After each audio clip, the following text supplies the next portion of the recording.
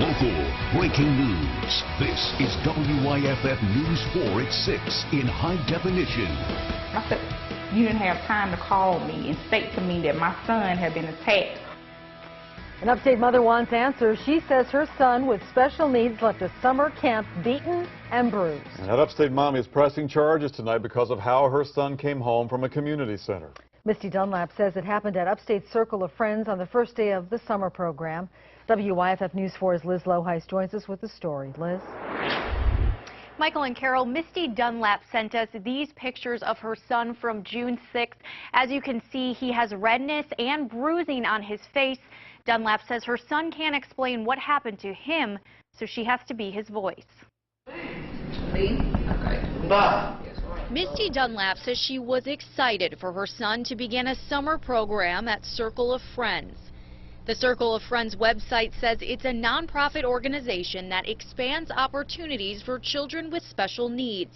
I was like, okay, well, maybe I'll try. I have never put my son in a special needs program at all. But now she wishes she never did.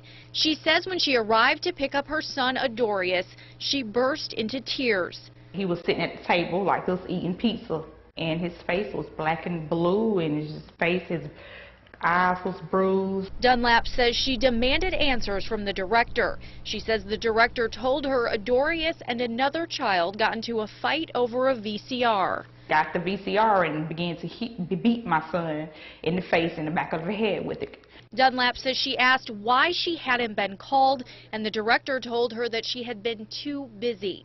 I said, you didn't have time to call me and state to me that my son had been attacked or you might need to go get some medical attention. Dunlap says she's pressing charges. Special needs kids, they have no voice. They cannot, my son cannot come to me and say, Mom, this is what happened, or this person was mean to me, or this person, I felt like this. Only thing my baby can do is just look up to me and just look at me and cry. News 4 has been trying to get in touch with Upstate Circle of Friends for several days. We've been to the facility and made several calls and have written several emails to the director. We have not heard back. Carol? Liz, thank you. An Upstate councilman's seat will be stripped from him after a surprise guilty plea in court today. WYFF News 4's Mandy Gaither is live and local for us in Abbeville. Mandy, this plea was not expected?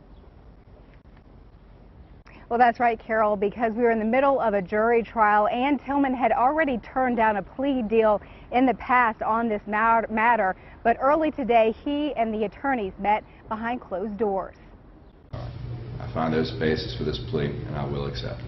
Before testimony in his trial could resume Wednesday, Charlie Tillman had a change of heart, pleading guilty to DUI and threatening a public official when he was pulled over in Calhoun Falls in April of 2012. With the plea, 2 other charges, failure to stop for blue lights and transportation of alcohol in a motor vehicle, were dropped. I would like to apologize to my constituents for my wrongdoings. I'd like to apologize for my behavior. I deeply regret having to give up my office, and I would like to thank my constituents who have supported me throughout all this time.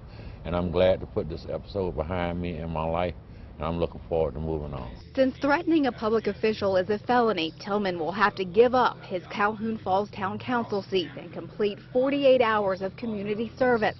Until that's done, Tillman will be on probation. That probation would be lifted after a year. Tillman's attorney, Rock Wise, says the decision to change his client's plea was based on not knowing what a jury would decide. He's got some health problems, and this was playing on it too, so he's now through with it. He's not in jail. He unfortunately loses his position, but he can get on with his life and hopefully regroup and restart and come out of this a much better person.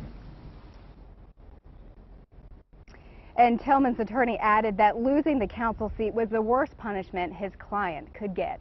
Mandy Gaither, WYFF News 4, live in Abbeville. All right, Mandy, thank you for that. The 2 final defendants in a car dealer fraud case are going to prison. This involves Joe Gibson Suzuki in Spartanburg and in Gaffney. 2 former employees pleaded guilty to federal wire fraud back in January, and the judge sentenced 58-year-old Paul Gibson to 6 months in prison and 6 months of home confinement. 46-year-old Billy Mills gets 1 year in prison. Officials tell us several others have been given probation or ordered to pay fines or do community service. A Westminster man arrested last year faces more charges involving sex acts with minors. 75-year-old Harold Fincannon already faced multiple lewd act charges.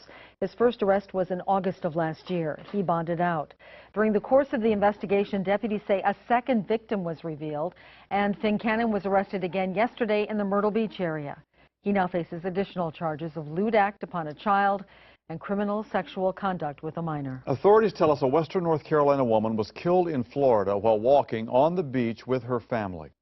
This happened last night in Volusia County. Investigators say a car crashed through a locked gate, hit a toll booth, and then eventually 45-year-old Elizabeth Braley. The Highway Patrol soon arrested 35-year-old Sean Doolan. Tonight he faces several DUI charges, including DUI manslaughter. A Pickens police officer is under investigation tonight. The complaint is misconduct in office. The chief says the allegation involves a woman. Authorities tell us the case has been turned over to SLED, and the officer in question has been suspended without pay pending the outcome of the investigation. The name of the officer nor the nature of the complaint has been released. An Easley man faces a list of charges, including attempted murder. SLED says 22-year-old Alexander Dillard intentionally set a home on fire while his parents slept inside. They tell us this happened Monday on Maryland Avenue. Investigators say the fire was set to keep a witness from testifying at a trial set for Monday.